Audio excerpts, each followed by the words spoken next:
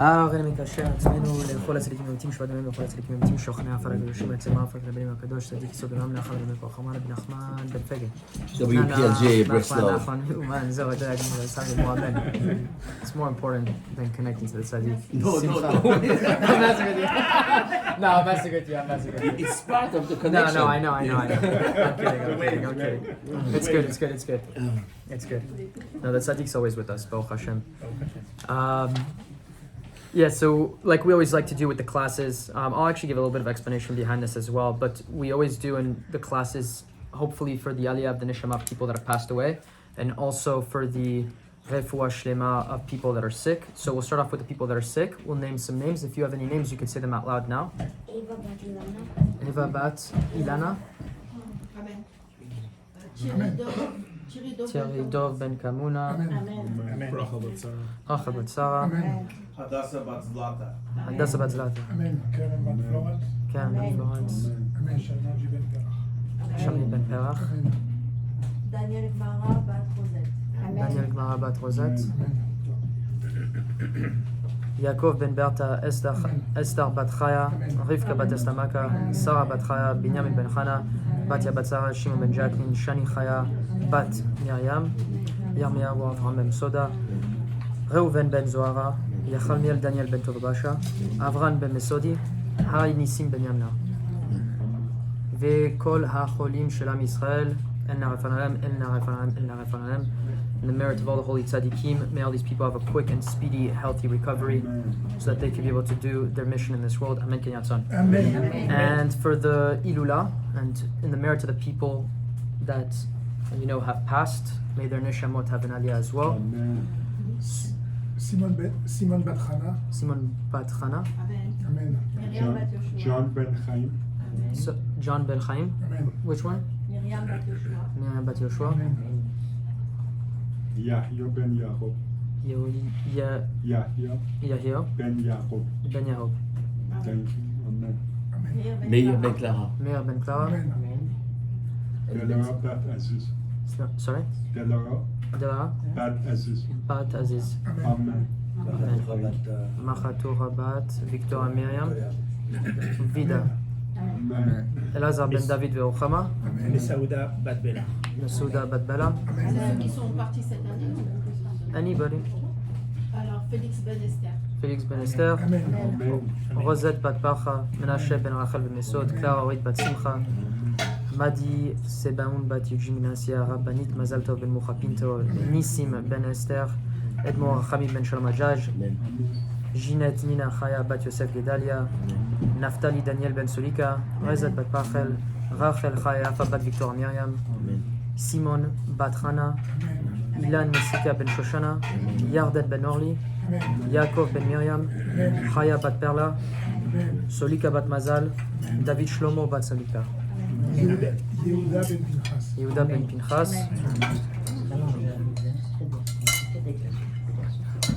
And all the people that have passed away, especially even the people that passed away on Kiddush Hashem, the people that passed away in Meron recently, and all the other people of Am Yisrael, Bezat Hashem, Tzin Nishmatam Tzora B'Tzora Chaim, and their soul be bound in the bounty of life.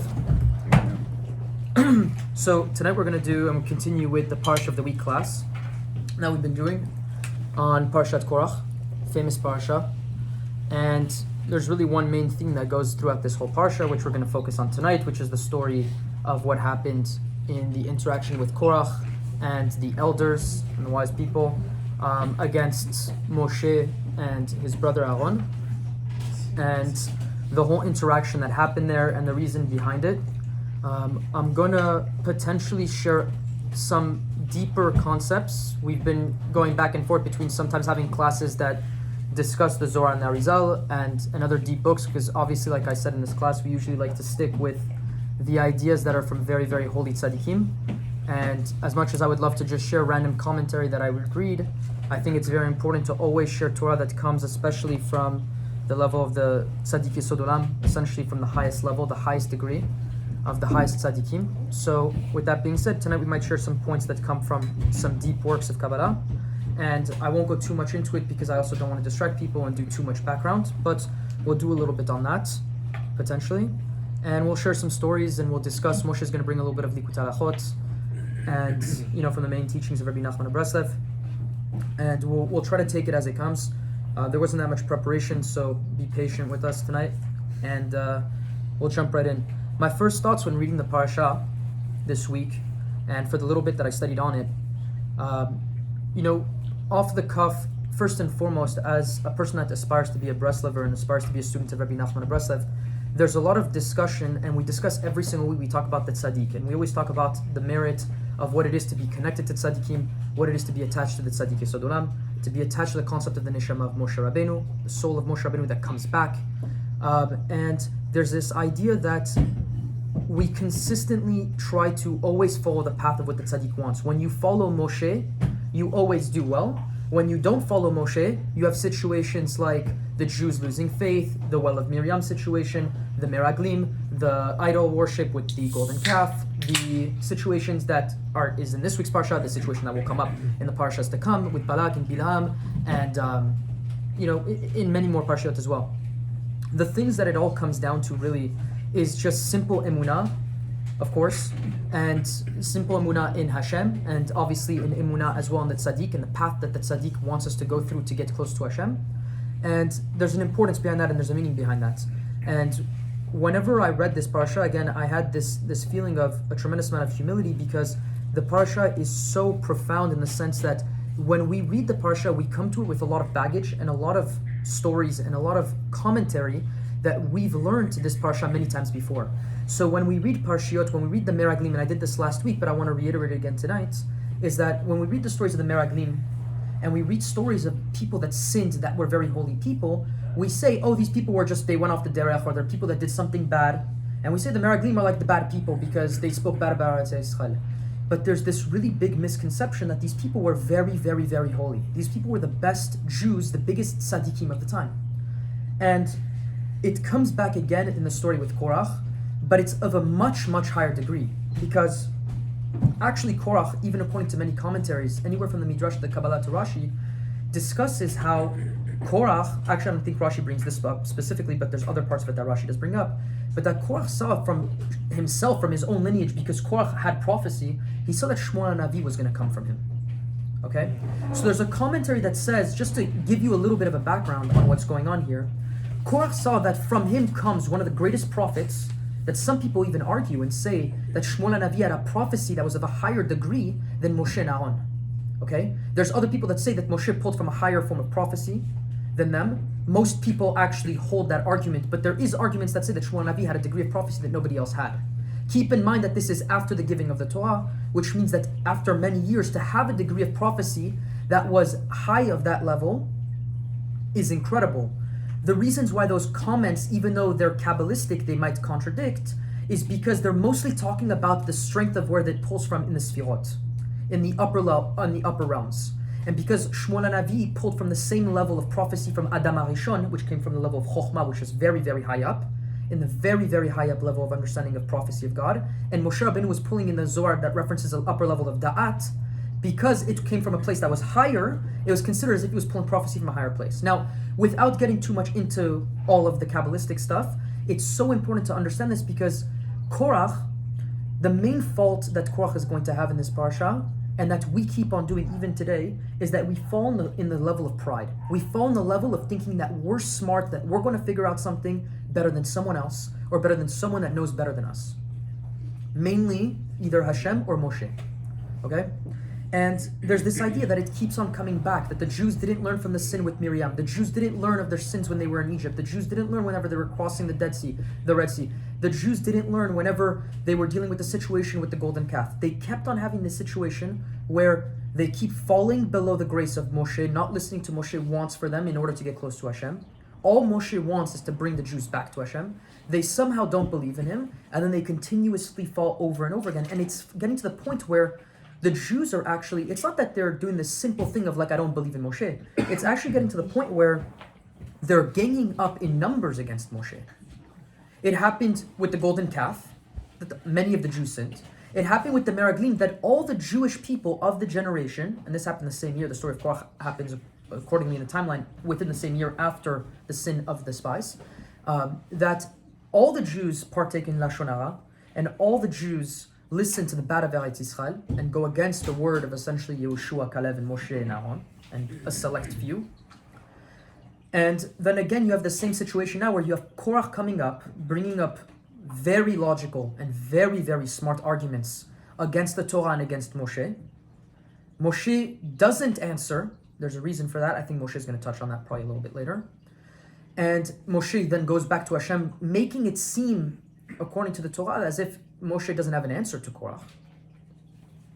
And then you see Korach coming and getting followed by 250 elders, the smartest people of the generation, the biggest, most elevated souls of the generation. So, one last point in this little build-up, and then we'll just jump in. When you put it that way, Korach was showing up to Moshe with an argument. One of the arguments that Korach was bringing up, aside from tzitzit, was he was talking about mezuzah, according to the commentaries. And Korach was actually bringing up things that were very, very logical. But we'll talk about why that's an issue. What Korach said is that if a house is filled with Torah books, and this is parallel to today, or for example, you have a Sefer Torah in your house, why do you need to put a mezuzah in your house?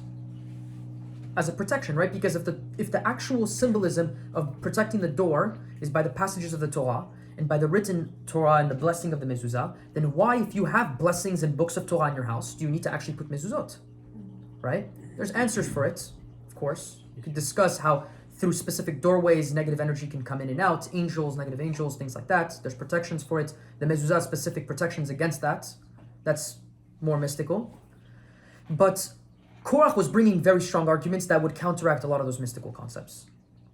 And so the issue of what Korach was doing over here is that Moshe was pretty much saying to the Jewish people, the Torah is writing something for a purpose, and the Jewish people are not going to have answers to every single one of their questions. And the best answer a Jew can have is when they're dealing with something difficult, they go directly to Hashem and they pray to Hashem.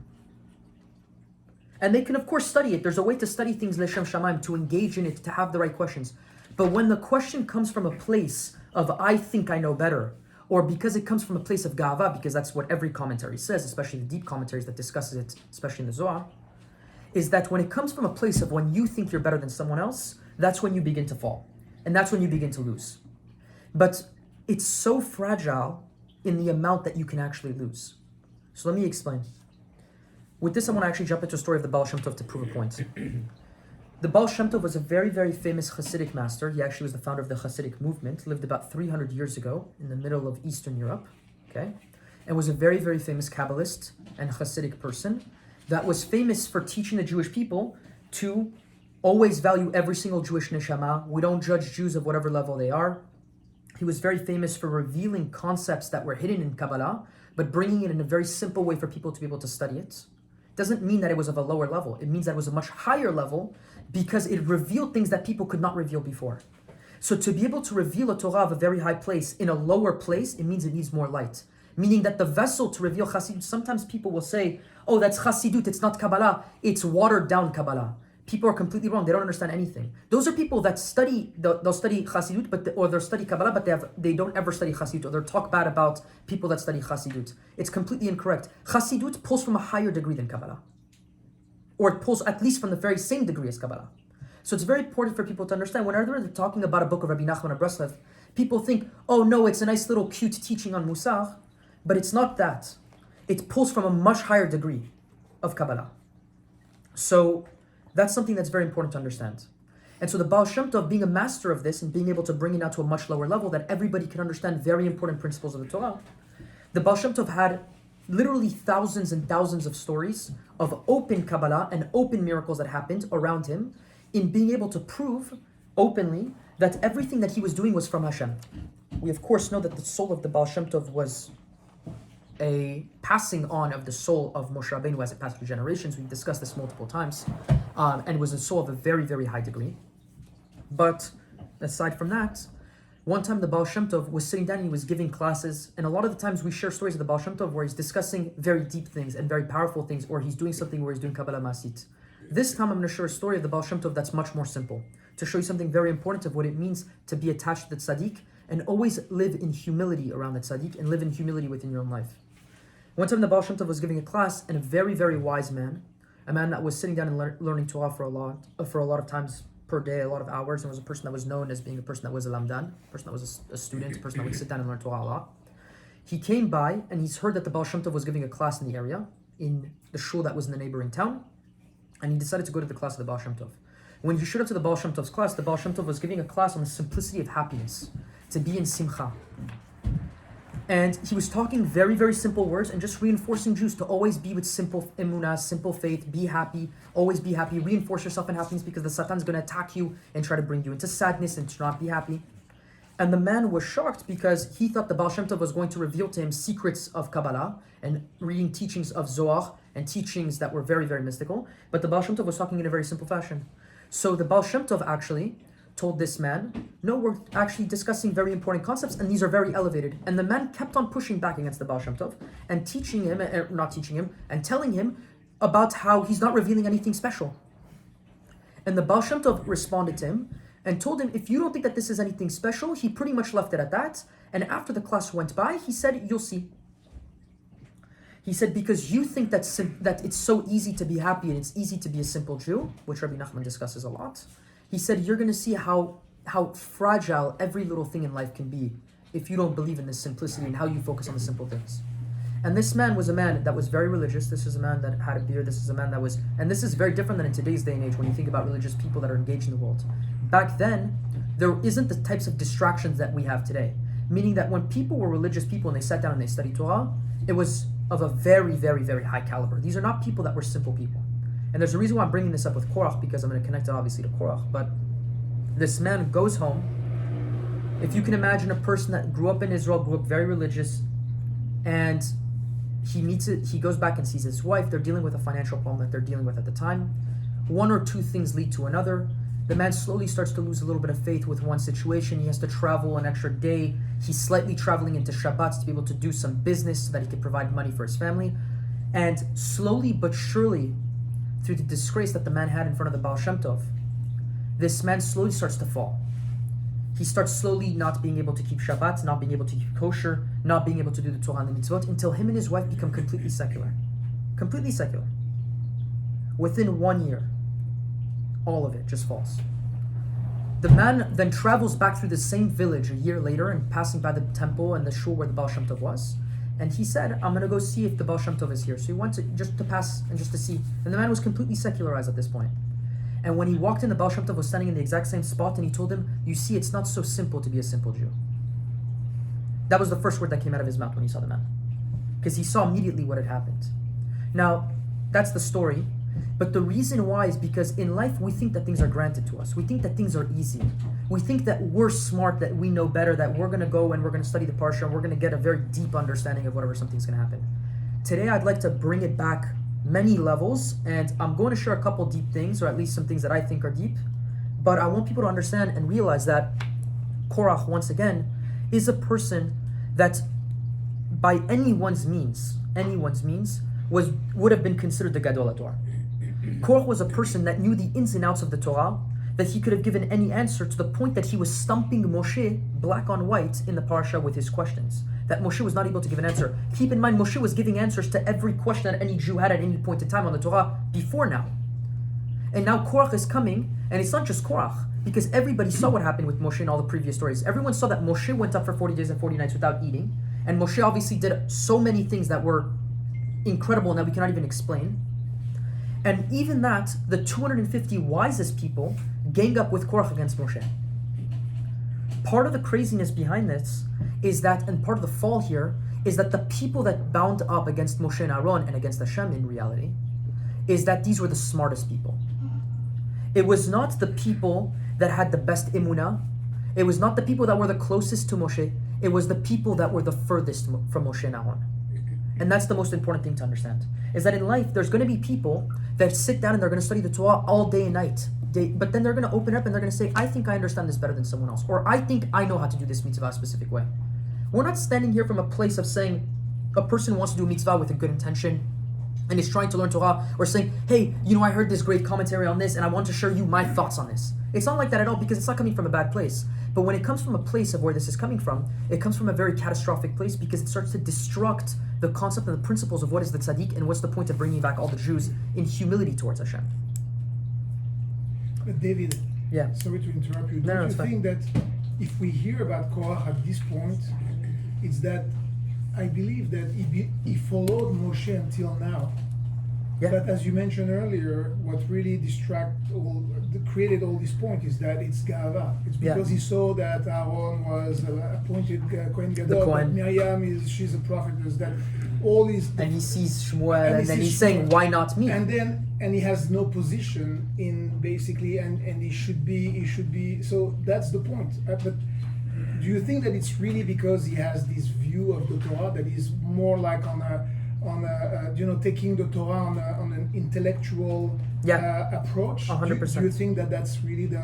Yeah. The root That comes leads to from Gava. the root from it. Well, actually, I think it's both. I think it can go both ways. So the reason why is there's a beautiful midrash that says people think that Korach had these bad intentions, and Korach is the evil guy. They'll think of him like they'll picture Haman in the story with Mordechai. It's not like that. It's not Amalek. You have to understand that Korach came in with the smartest questions, that to the point that the 250 smartest people said he's actually right. And Korach, by the way, was using arguments that even the Gemara is used today, which is that you go with the majority. So when Korach was arguing with Moshe and was about to bring the incense against Moshe, Korach thought to himself, I'm going to survive tomorrow, Moshe's going to die. Why? Because it's written even in the Gemara, because that prophecy of the laws of the oral Torah, and they knew that he said, I'm in the majority. I have 250 elders and chachamim that are agreeing with me. So I can't be wrong. Do you understand to the point that Korach was pulling? It wasn't even coming from a bad place. It was coming from a good place. The problem is that there was two things that happened. There was a tipa of gava. There was a little bit of gava that entered, and then it grew a lot. And then it came from a bad intention of wanting to be above Moshe. To believe that there was something that he was different than the Tzadik. And there's no one that's above the Tzadik. That's something that you cannot dismantle. And part of it, and I'll get to your question in this quick second, is that I'll share with you a beautiful midrash, and I'll also share with you something that the Zohar says.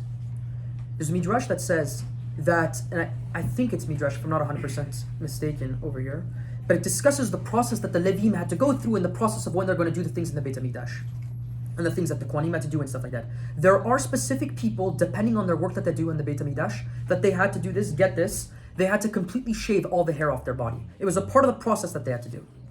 Okay? Before the day that Moshe was going to explain this to the people that needed to do this, Korach went and was the first man to shave himself completely from head to toe and showed up in front of Moshe. Moshe told him, you didn't even need to do it. That's the degree that Korach was. He was preparing himself of a level that he wouldn't even need to do. He was taking things upon himself that he didn't need to do, which connects to the thing that we were discussing before the class about how when you do extra about what you need to do, when you think that you're above that level, that's when sin can fall, and that's when you start to remove from the Kedusha of Hashem. That's number one.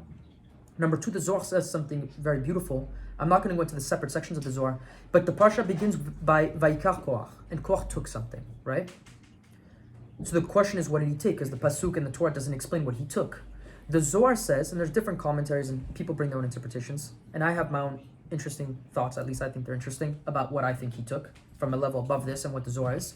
But the Zohar is explaining that Korach went and took a neshama, and he took a soul that was higher than his, because he was preparing himself now to begin to go against Moshe and Aaron.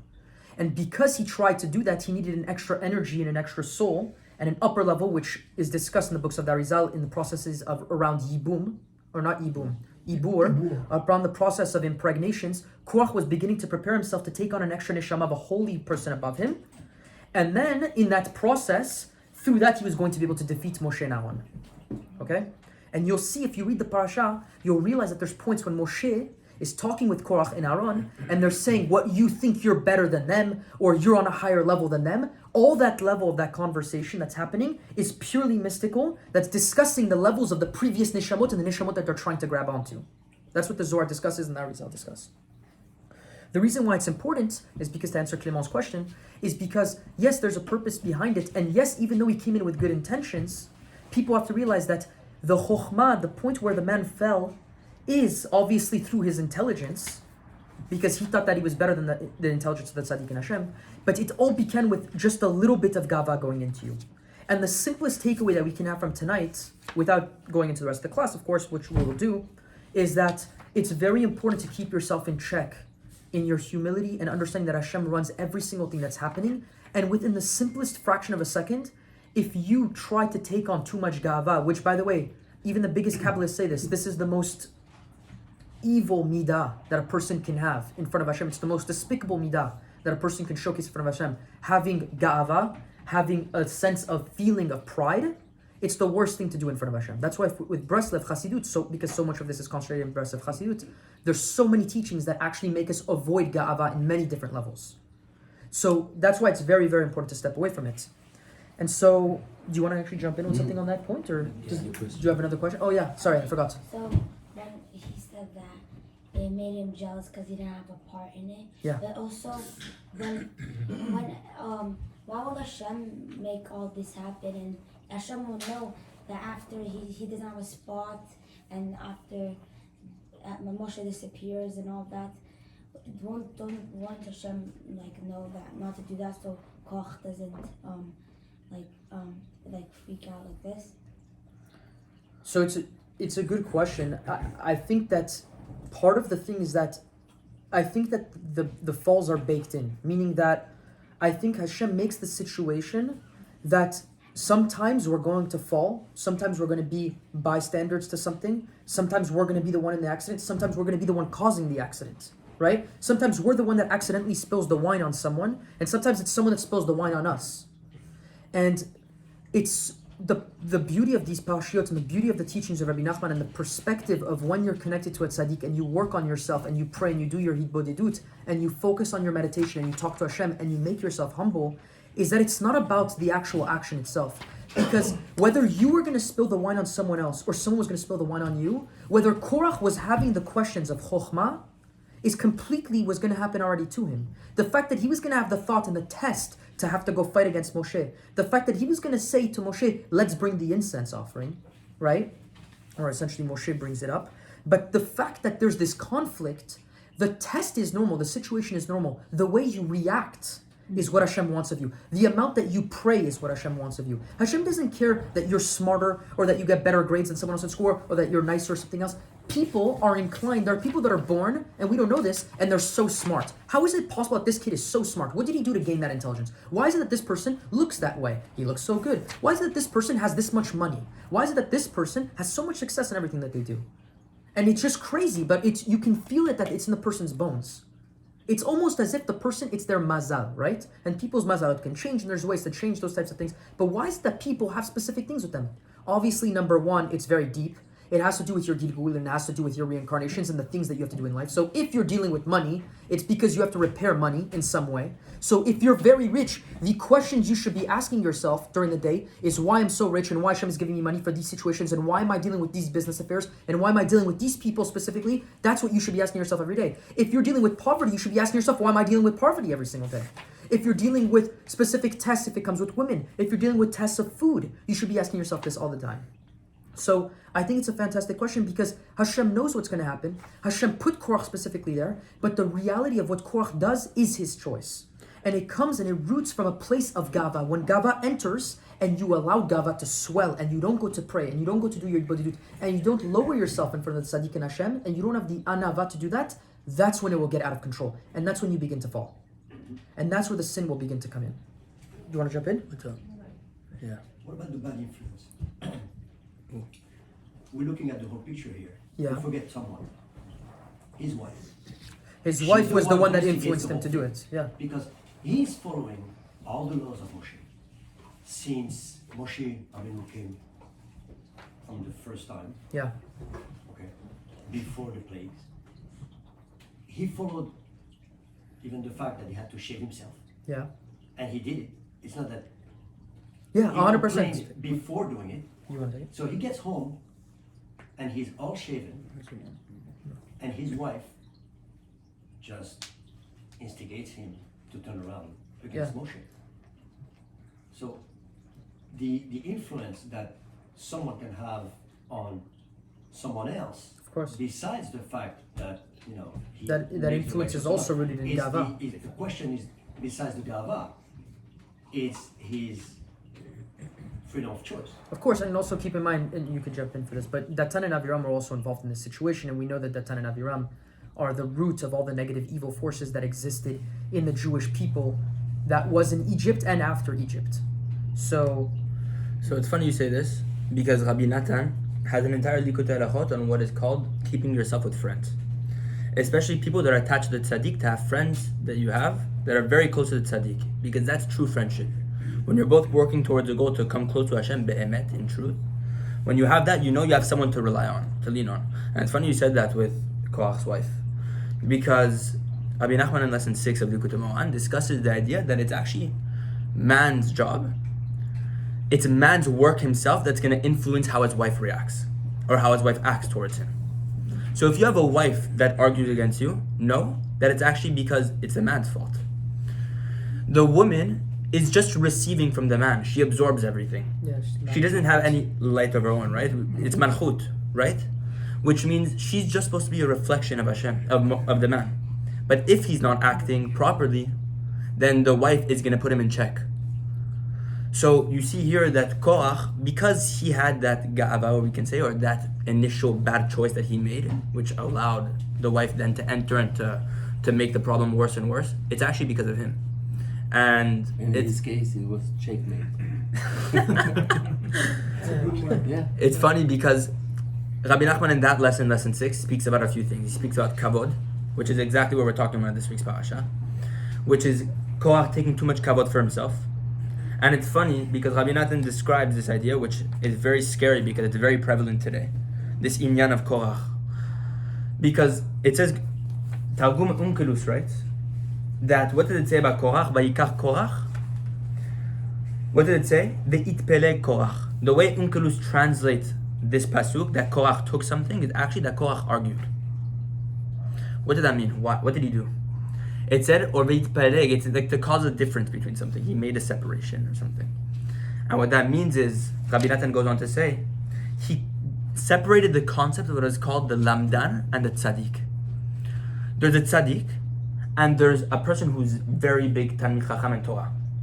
And what the crazy thing Korach did is he separated both concepts, saying, there's a tzaddik, but the lamdan is just as high as the tzaddik because he has Talmid Chacham. He's a Talmid Chacham, he knows the Torah. So what did Korach say? You can rely on the wisdom of the Torah, a person who has the wisdom of the Torah. You don't need a tzaddik. Why are you going to congregate upon the congregation of Hashem? What was he saying? What was his argument? Each and every person of Bnei Israel attained the level of Moshe Rabbeinu, we say at Har Sinai. Yeah, that's what he said. It said, what the maidservant saw on the sea, no one else saw, of all the prophets. Meaning everyone of Bnei Israel, Moshe got to the level where he raised all of Am Yisrael to his level. Yeah, they all went up to his level. So what's Korach's argument? There's many deep things with this also. It's also the argument of the Samech and the... We don't need you anymore. We don't need Moshe anymore, because what's the inyan of the And Mashiach? that was also the sin of the Miraklim, is that they didn't want to, the Zohar discusses also because it's the problem of, they didn't want to go into Al-Isra because they went back to Emunah Pshuta. They wanted to have the level of their own. They didn't want to lose their status. And you see today a lot of people, they don't want to lose their status. So it's a problem today as well. Moshe, this is the root of the machloket. This is the root. Yeah. Exactly. Continue what you were saying. So it's funny, Korach was playing on the inyan of the Mashiach. He was saying that now is the time of the Mashiach where there's no Moshe anymore. Why? We just received the Torah. And not only is he saying that, he's saying that there's an inyan of the Mashiach that at the time it's going to be considered a samech, or it has to do with the letter samech at the time of Mashiach. Why? Because the circle has no points, meaning there's no high point, there's no low point. Everyone's equal. Which means he was saying, why are you congregating upon why are you making yourself big over all of Am Yisrael? Because now is the time of the Mashiach. Now is the time of the Geulah, the redemption. We don't need you anymore. Everyone is at the same level. You see today that all of Bnei Yisrael is at the same level of Moshe. No one needs you. And what's the beauty of Moshe? What does he respond whenever he hears that Korah brings an argument to him? And this is the humility of Moshe. Hashem tells him, separate yourself from the congregation. And what does Moshe do? He denies Hashem's argument. He denies what Hashem says. Look what he does. Vayishma Moshe vayipol al panav. Moshe heard this and he fell on his face. Hashem told Moshe, separate yourself from Korah. And Moshe said, no, I cry for them. That's Moshe. That's Moshe Rabbeinu, the humility that he's able to literally remove himself completely from the situation, even though he's completely being embarrassed. Yeah. And it's literally what Rabbi Nachman is saying in lesson 6. It's you can He prays for them. he prays for them. That's the tzaddik. That even someone who's arguing against them, he will do their tikkun. Yeah. As he explains later in Likutei Halachot, that the tzaddik, even those who argue against him, he will do the tikkun for them. As Rabbeinu says in Chaim Moran, he says, it's funny how so many people will argue against me, and then whenever they realize that they were all wrong, they're going to come for me to do the tikkun, and I will do it for them. Yeah. And it's a crazy thing, because we continue to fight against Moshe, even today. There's many lamdanim, many big tzaddikim, or many big talmidei chachamim today that think they could do it on their own. And they separate themselves from Moshe. Because, so by the way, if you look at it, it's also hysterical because you have people today that will bring their own chokhmah to the situation. When you have a tzaddik that explains the rectification, and he says, "In davar gadol mizeh, liot etzli al Rosh Hashanah," there's nothing higher and greater than this than to be with me on Rosh Hashanah. And people come up with what? Smart arguments against not to be there on Rosh Hashanah. Right? Exactly. So this isn't an old story, and Moshe, this actually happens multiple times in the parasha, and I'm sorry to cut off Moshe, but I'll let him jump back in a second.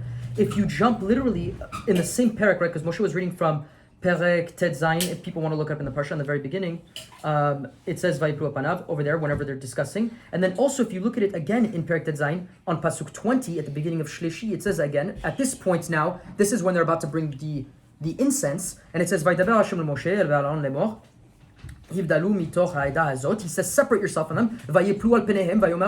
And then he does this thing, which the Zohar explains is actually very deep, where they fell on their face, and then they say, Moshe and Aaron say to Hashem, Kel Elokai, right? These two names of God.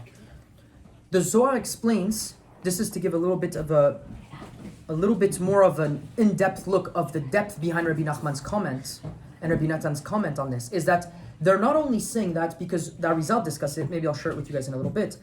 They were trying to separate, Hashem says separate yourself from the nation. Why? Because he's about to destroy the whole nation. Okay? And he's about to actually open up the earth and kill them. And then they're going to respond and they're going to say,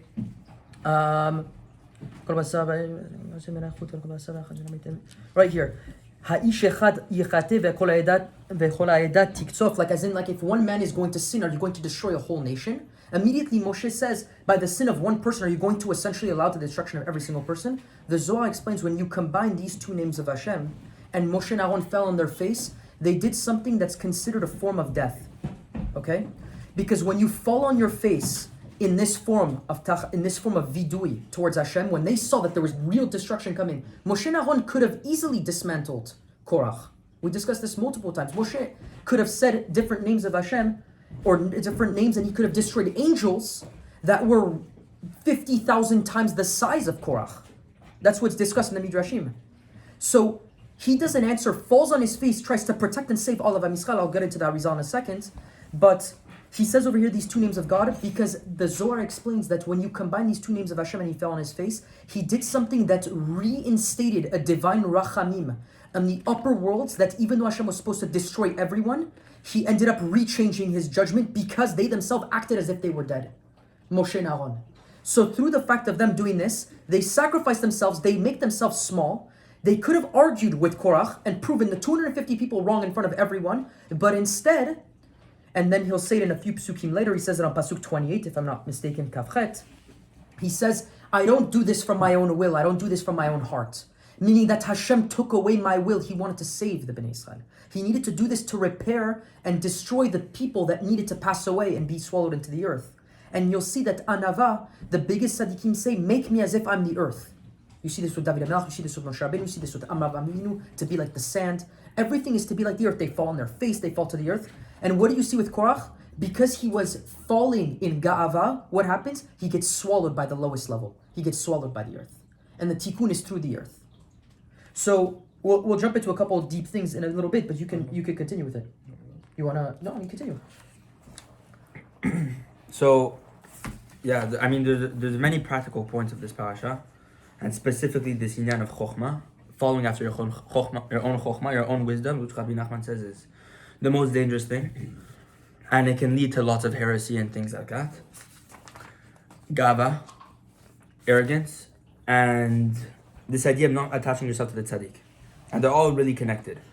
And it's funny here, he speaks about this idea of arrogance. And what did he say?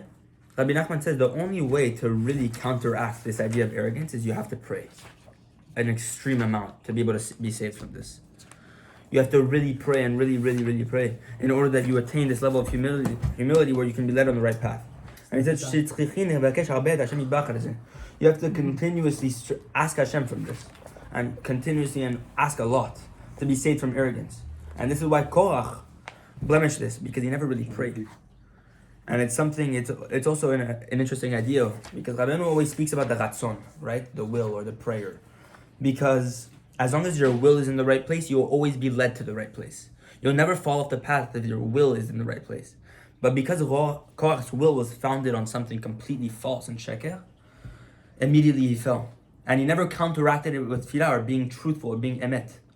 And it's something you see, as I was saying earlier, it's something you see very commonly today, where a lot of people decide to follow their own chokhmot, and they decide to take on the title or take on big stature, and they're not ready for the task because they haven't nullified their pride yet.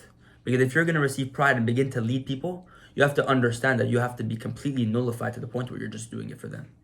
Rabbeinu said, in Chayei Moran, he said, what I could do is I completely stop everything.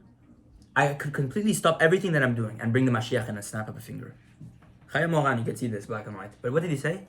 I'm going to do something bigger than that. I'm going to give everything to you, so I can bring all of you back b'tshuva. Because what's bigger than bringing the Mashiach is tshuva.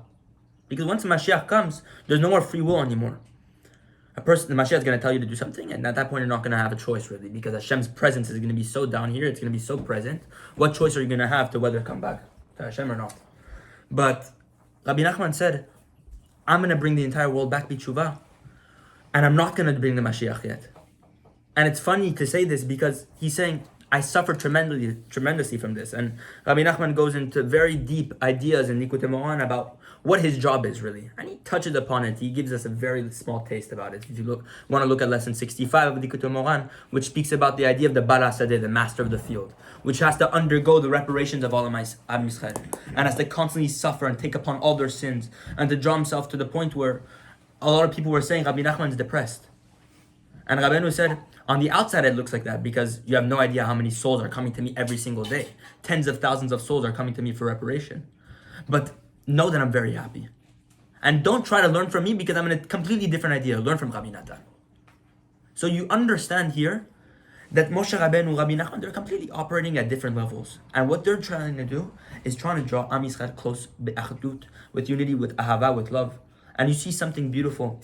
And I think Sabbath Yisrael really hit the nail on this, and that's why Breslev cannot really be understood without Rabbi Yisrael, is because he said one thing: En gdolim, en ktanim, kulanu chaverim. There's no big, there's no small, we're all friends. And that's what Breslev is. It's the idea that there's a tzaddik, and we are all there, because Rabbeinu said, you guys need me, and I need you. Because I cannot do the reparations, obviously, without the souls. And what's a king without basically a nation to serve him? God wouldn't want to serve himself, right? He needs us. And who does he need? Who do we need? The Tzadik. So it's a constant interaction that we're having. But just understand that the Tzadik and we, as a group, are there to benefit each other. And this is why Rabbi Natan goes on to a beautiful piece here. I'm not going to get into it because it's not too short. But he discusses the importance of having a good friend group, especially those who are attached to the Tzadik, those who are attached to truth, those who are searching for truth be'emet. Because when you have that, you're able really to derive good influence, which is the exact opposite of Korach. So there's many deep things here and stuff like that, but those are a few of the practical points before. If I may just say one thing very quickly. Yeah. This is more technical, but first I believe that this started also, I was reading a commentary, it started with Lashon Hara, because Korach was next to Aaron and Miriam when they started to speak about Moshe.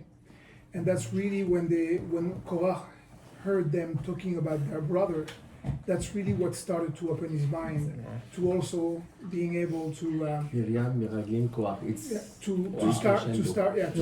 to start going after Moshe. But talking about the Ga'ava, I was trying to think what brings him with Ga'ava when we are so close to Kedusha. And we spoke about it last time, but now it's becoming really obvious. I mean, we know that Korach was from the family of Levi, which they were the Kehathites. They were they were transporting all the tools, the tools of the Mishkan and the Mishkan itself, and we know that every day in that family they were dead. That people dying every day, because when you were carrying the ark, if you had a bad thought, it's written that there was like a laser that were coming out of the ark, and they were killing people every day. So basically it was like a Russian roulette every day. You didn't know who would die, but there's still people fighting to carry it, because when you're close to Kedusha and close to Hashem, it's like a magnet. And that's why I was thinking, what would have brought them bringing Ketoret when they knew a few parashat before that, Nadav and Avihu, they came and they got burned. I mean, the son of Aaron, they were Kohanim. It's crazy we were talking about that today. So this is what it was. Korach until today was able to survive every single day, carrying the ark and not being killed. Yeah. So he thought that he was like invincible, and that's what I feel, that he had that gava that nothing can happen to me. Wow. As you said, he was like on a very high level. And just to finish, I was reading a commentary, I think, of Rabbi Levi Yitzchak of Berlichov, and he said that in fact we have the Kohen Gadol, but Akadosh Baruch Hu created a job for a Levi Gadol. We had a Kohen Gadol, and we were supposed to have a Levi Gadol, and in fact Korach was supposed to be the Levi Gadol, but he completely missed it, and instead of becoming the Levi Gadol, he was swallowed by the earth. So that's what he missed. It's something actually really incredible, that because you brought up a lot of really good points. We were bringing up the point about the Zohar earlier and what Moshe was saying, and we learned something very practical from the Zohar. There aren't a lot of practical takeaways from Zohar usually, because it's very mystical and it talks to you about upper souls and upper worlds and things like that, and esoteric concepts. But something that's a very, very amazing takeaway from this week's parasha is that because it said that he tried to take an upper soul in trying to be able to combat Moshe and Aaron, we learn from that something incredible. And that is that in life, and we learn this directly from this week's parasha, in life, when you want something, and this also comes from the 10 Commandments, to not to covet and not to want something that belongs to your friend or to someone else, it's something that everybody struggles with today on their own level. But when you want something that doesn't belong to you, meaning you want the title of Moshe, maybe you want a nice car that you don't have, or you're jealous of someone else for something else, this is what Korach fell in, essentially, on a very, very simple level. When you want more money that you don't currently have, if you want a wife that you don't currently have, trust me, every person has these things on their own level. What ends up happening is, according to the Kabbalah, the item that you actually contain and the bracha that you currently have wants to leave you. Because it's like, imagine a man and a woman that are together, but the man wants a different woman. How does the woman feel? Does she feel like she's loved? Or vice versa? If the woman wants a different man, how does the man feel towards the woman? Right? So the bracha that you currently have doesn't want you, and the item itself that you want that's not yours doesn't want you either, because you're not right for it. So what it brings upon you, unfortunately, this is the deep meaning behind it, that you shouldn't want something that's not yours in the 10 Commandments. And that's why it's such a big deal, and we learn it from the Zohar, and we learn obviously with the system of Korach, is that it leads to your downfall. It leads to your downfall. Why? Because you take on more than you can swallow. It's not right. And with that, I'll jump into, maybe I'll share the Ari'zl after, because I don't want to go too late with people, but it made me realize, and I'll bring this up now because Clement brought up some really good points, like I said. I realized and I thought about this, and I said to myself, the story of Korach, obviously, if we're reading the Parashat and the Torah and everything that's happening, it's obviously applicable today, right? And this stuff obviously is applicable today, and things like Korach, obviously, like I said, there's lots of situations like this when you see the story of Uman, when you see stories about people that talk about it against Tzadikim, when you see people that are against the Zohar, when you see people that do this, obviously these are situations that replicate Korach. When you see people that talk bad about the land of Eretz it replicates Korach, it replicates the Meraglim. But I'm saying to myself, how, if the Jewish people were in the desert, and if the Jewish people were combating and they were dealing with all these things, and they saw the miracles in front of their face, and we were there, let's say each and every single one of us were there, and we were given intelligence, and we saw the arguments, and we didn't know anything else, because we're just seeing the Torah for the first time, we're just seeing miracles, we're seeing Moshe, we're seeing Korach, and we didn't see anything else, what would we have done, right? Would we have chosen differently? Would we have been next to Moshe? If 3 million people around you are saying, I'm not going to Eretz Yisrael, would you stand up and would you say, I'm going to go in? and I can't hear this bad talk about Lashon, I can't hear this Lashon Hara about Eretz Yisrael, would you have done differently? Would you have done differently if the 250 smartest people of the generation and the arguably smartest person of the generation was combating the person that went up and got the Torah and his brother? Would you have done differently?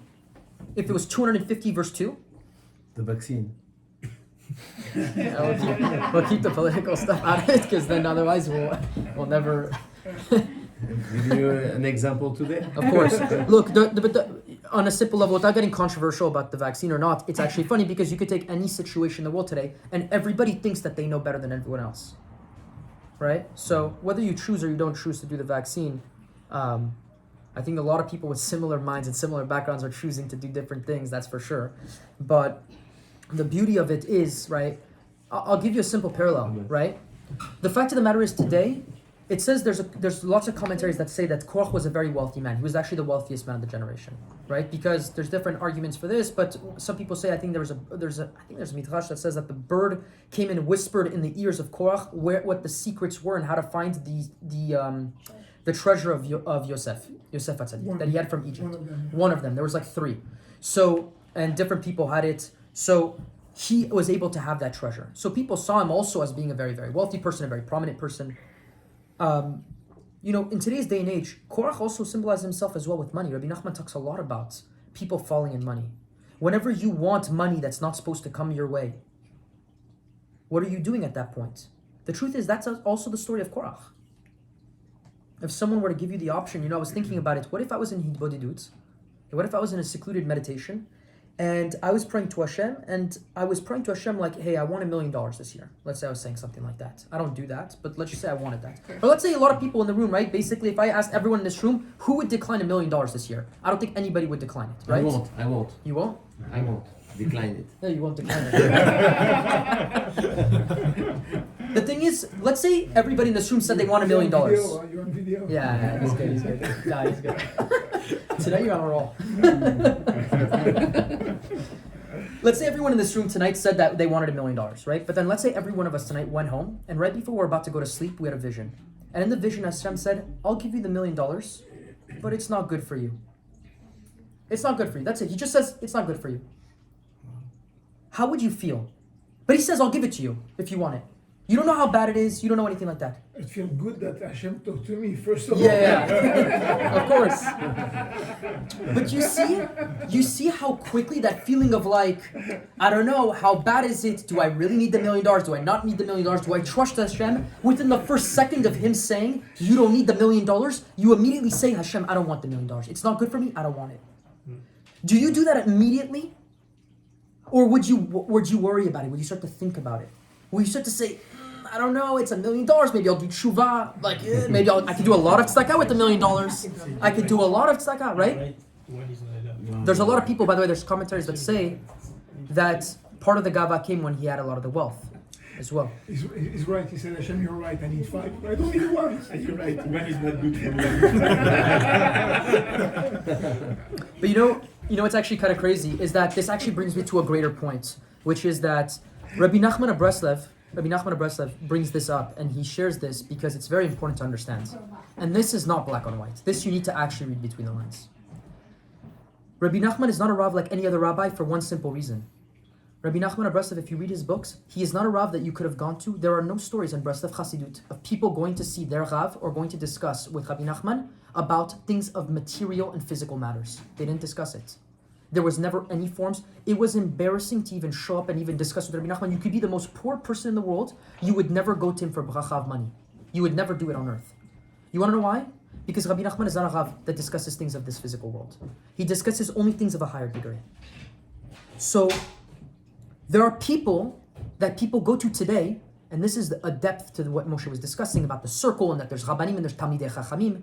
There are people today that think that they could go to a rabbi and they have a problem for something and the rabbi is going to solve it.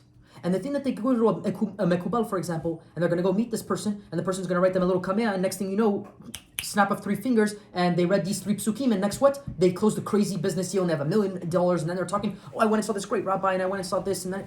This, black on white, is very simple. This is Korach. It's thinking that the solution comes directly from the person that you went and you saw. That this chacham is a person that's going to provide with you a solution and an antidote to a problem that you have. But you want to know what the answer to Moshe was with all these things that were happening? What the answer to Rebbe Nachman for every single simple conversation it was? You want to know what it was? Go pray. Go do it. Go talk to Hashem. You have a problem with money? That's cool. Go talk to Him. Because it's this idea that people think that, I went and I got this crazy fix and I went to go see this rabbi. It's like, it's not the solution. It's not why you're in this world. You're not in this world to go make $1 million. I'm sorry to make it black on white. You're not in this world to make $5 million. It's not about picking this type of wife and this type of situation because of looks and it's doing this type of work and this type of prestige and this type of honor. It's not any of that. There is no rectifying of the soul in any of those processes. So when you do that, yes, you have to pass through. Yes, you need some money to transact, to buy some food, to do a bracha, to be able to do something. But what Moshe Rabbeinu was answering to the Jewish people, what the whole concept of Eretz Yisrael is stop saying you don't want stop saying you want miracles. Stop saying you want all the chachamim. You don't need any of that. You go into Eretz Yisrael, you have emunah pshuta. You have simple emunah. Simple faith to live with Hashem, to talk with Hashem. It's not going to be easy. You still need to rectify your soul. You're going to go through a difficult thing. You're going to have a tikkun. You might be sick for 1.5 years. But I'm not going to go to a mikubal to write down on a piece of paper to remove that sickness because this man is all of a sudden the chacham and the person that decided to surpass the levels of dinim of Hashem. We discussed last week how even the level of Moshe Rabbeinu and the level that Rebbe Nachman discusses that they could have removed any sickness that existed in the world if they wanted to. They could have done it. Rebbe Nachman, there's a story of Rebbe Nachman and Rebbe Natan about how he was sitting down and he wrote on a kameh, he wrote simple different kavanot in the names of Hashem, where the person had a tikkun, they didn't need to eat anymore. They didn't have the physical desire for physical temptation of food. And then Rebbe Nachman burnt it on the spot. He said, you can't have Torah like this in the wrote a world. book that was destroyed, Yeah. I think, with, that was... Sefer HaNisraf. Sefer Hamidot also Sefer had a Haganuz. piece of letter Resh that had a Resh for refuah, for healing. All the sicknesses in the world, he had all the medicines for. But he took it away because...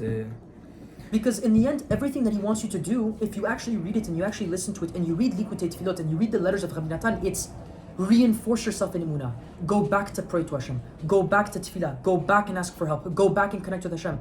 Because the second everything is going well for you is the second you don't need Hashem. And the second you think that $1 million is going to solve your real problem, it's not solving your problem, right? To the point that there's so many deep things that are happening in the world that this is why we need to be humble. That's why I said in the beginning of the class, I was really humbled by it because Korach in reality was a very, very, very, very big tzaddik. Was a very, very big tzaddik. He was the biggest tzaddik. He really was. People don't get it. But it's insane how you have to become humble and you have to understand that there's something that's happening that's much bigger. Just to show you a little idea from the Ari'zl, because I don't want to bring up all of it, but I'll do it a little bit of it just to show you how much depth there is to all of this. The gematria of Korach, if you look at it, Kuf, Reish, and Chaf, comes out to the numerical value of 308. Okay? Kuf is 100, Reish is 200, Chet is 8. Okay?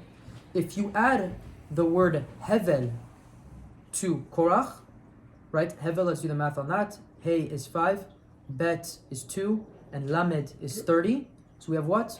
37. So when you add those two to each other, you have 345. 345 is the gematria of Moshe. Now Moshe, when he's speaking with Korach, this is what I was talking about earlier, it's about souls talking to each other.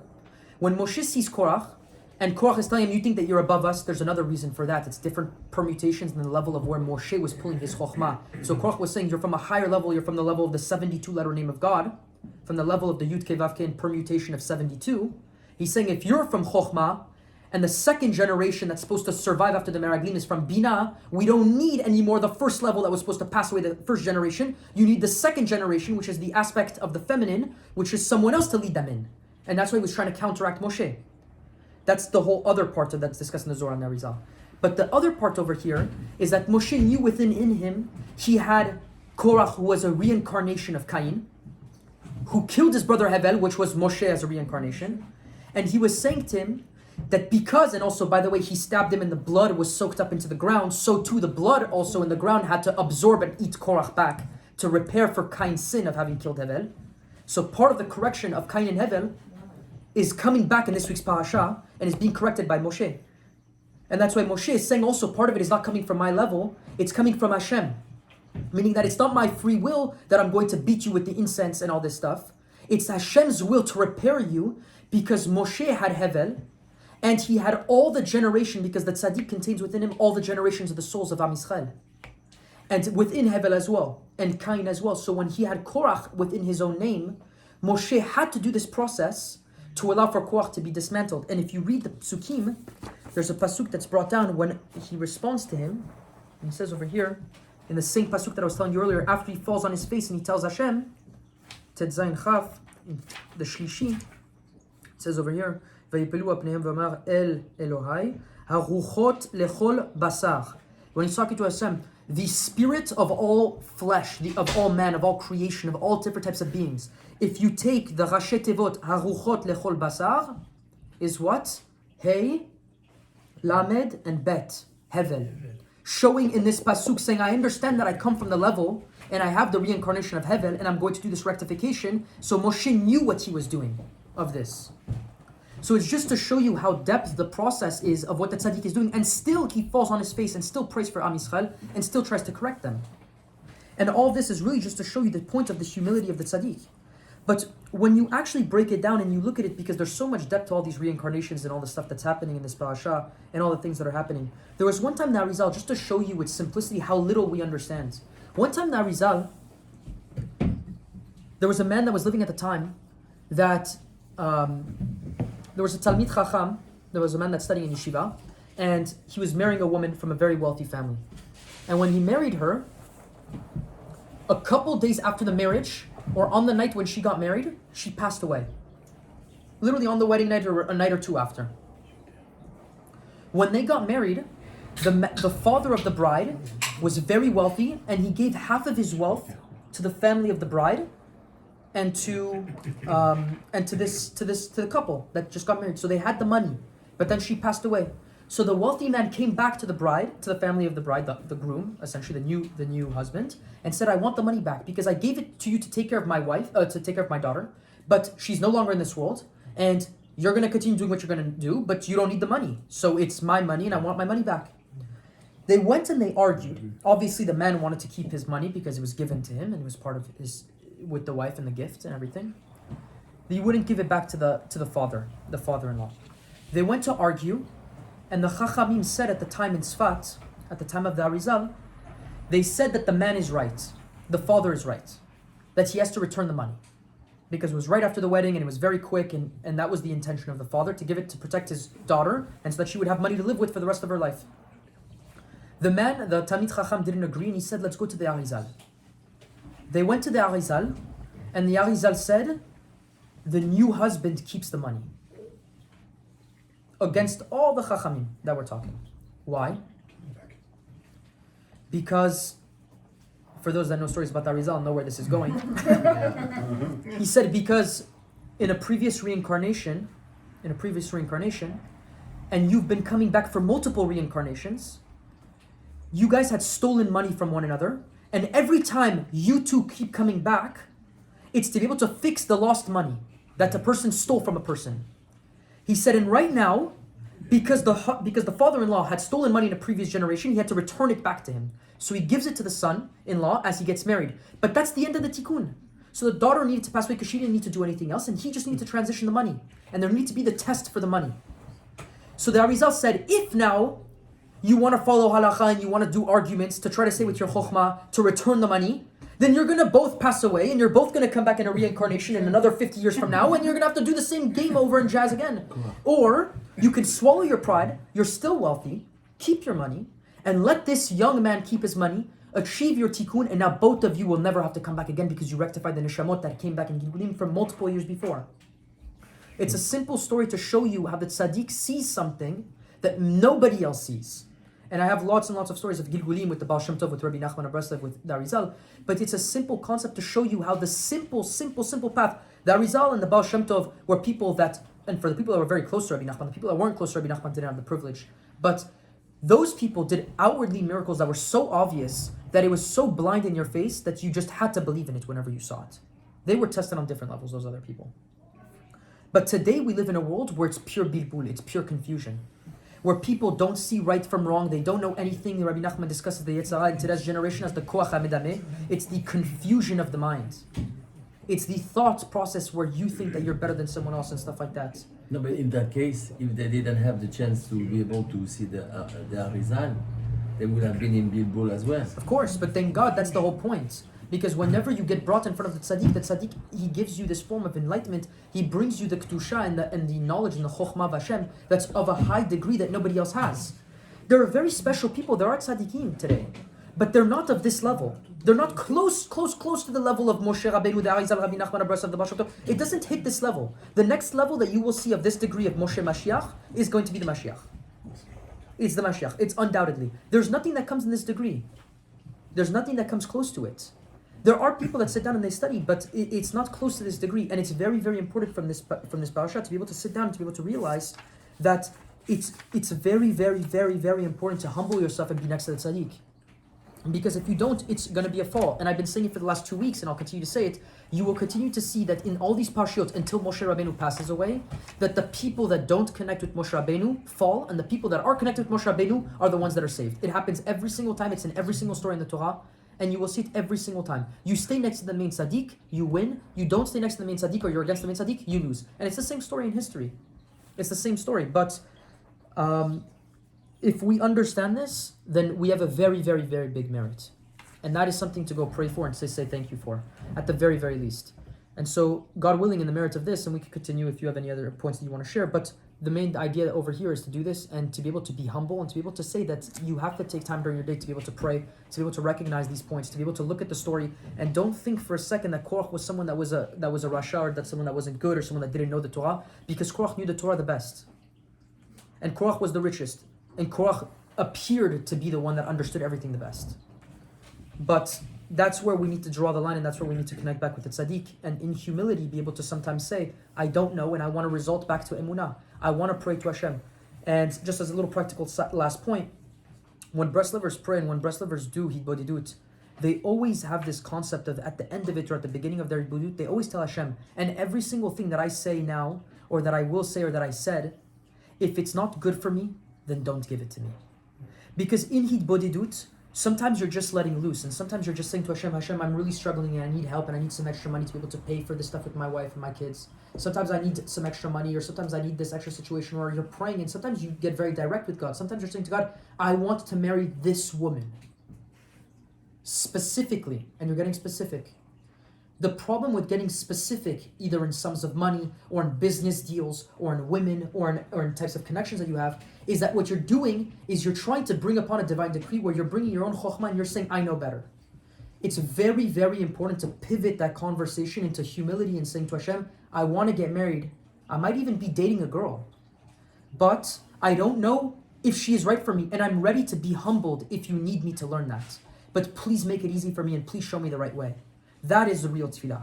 Because that tefillah is bringing you down to a place where you rely on Hashem instead of telling Hashem what you want. Instead of showing up to someone and knocking at the door at Tzadik and saying, give me a bracha that I get money, and then you get some money and you're like, you see, I went and saw this big Tzadik and I got a lot of money. It completely defeats Hashem. It completely defeats the purpose of Kedusha. That's exactly what is on, basically. It is Avodah Zarah. And that's why it's very important when you go and you talk to a Tzadik, even on a very simple level. If you ever go get brachot from Tzadikim, which everyone on their own level, if you do, it's very, very important at the very, very least, to first go do Hitbodedut and first go talk to Hashem. Because there's very famous Breslover rabbis that they wouldn't even accept people into the room to help them, because of course people go see Chachamim. There is a concept to go see a Tzadik or to go see a Chacham and ask for advice or go ask for help. There's conversations amongst friends, there's conversations amongst wise people. Sometimes you ask from the wisdom of a wise person. It's very important to do that. But it comes from a place of once you exhaust it and once you talk to Hashem and once you get to a place that you spoke to Hashem and you cried your heart out and you prayed, and then you get to that place. And that Tzadik also, he understands that the message that he's going to give you is from Hashem. If he thinks even for 1 second that the message that he's giving you is coming from a place that is his own wisdom and not Hashem, then immediately everything he says comes from a place of weakness. And it comes from a place of korach. So it must come from you understanding that it comes from Hashem, going to see a tzaddik that understands that it comes from Hashem, and he's saying, I'm being a messenger of Hashem. And if he's not doing that at any point, then it automatically falls to the evil side. And the person could have good intentions and look good and study the Torah and not do anything wrong. Do you think Korach was sinning, like Clement was saying? Do you think Korach was having a bad intention when he were working in the Beit HaMikdash, in the Mishkan? There was no bad intention. He was doing everything with the proper kavanot. He was doing everything with the best intentions. But the point is that there's a point where gava falls in and you start to fall and you start to get to this point. So That's why it's very, very important to humble yourself and come back to the tefillah and come back to the tzaddik and come back to Hashem. Most importantly, in being able to humble yourself in tefillah. So with that, that's it. We'll end with that. You know, I'm going to surprise you because I learned something. You know that in some generations, especially at that time, you had many Gilgulim at the same time. Few people could carry a part of the soul of the same person. I mean, we saw that Yitro was also was Cain, and we know that Moshe is Evel, and how we know that he came, he said, Ani choten cha Yitro, Rashetevot Achi, Yeah. okay, my brother. So we know that it was Evel and Cain. But also, when you see that you someone who succeed in his Gilgul, Aaron, I was very surprised, has a spark of the soul of Cain. Wow. And you see that he succeed. Why? Because he's the Bechor. He killed his brother, his younger brother, Evel, who's Moshe. So basically, he turned off the light. Now he comes and he turns on the light because he light the menorah. He's serving his brother, Moshe, who's having a, you know, I mean, he's the Kohen, he's the Kohen Gadol, but he's serving his brother. And you see that in this life, basically Cain, reincarnated in Aaron, is doing his tikkun, he's succeeded, and it's done. I mean, contrary to Korach. So you see that, I mean, thank God, I mean, sometimes you can succeed and you don't need to come back. Yeah. But it's really, I was really amazed when I read that commentary about Aaron HaKohen. It's incredible. It's amazing because it's funny you say that. This inyan of like Aaron like submitting himself to Moshe. Rebbe Nachman discusses a very fascinating idea, which he says a lot of people say that the Kohen Gadol is like it to the Tzadik, but Rebbe Nachman goes on to say that actually the Tzadik is bigger than the Kohen Gadol.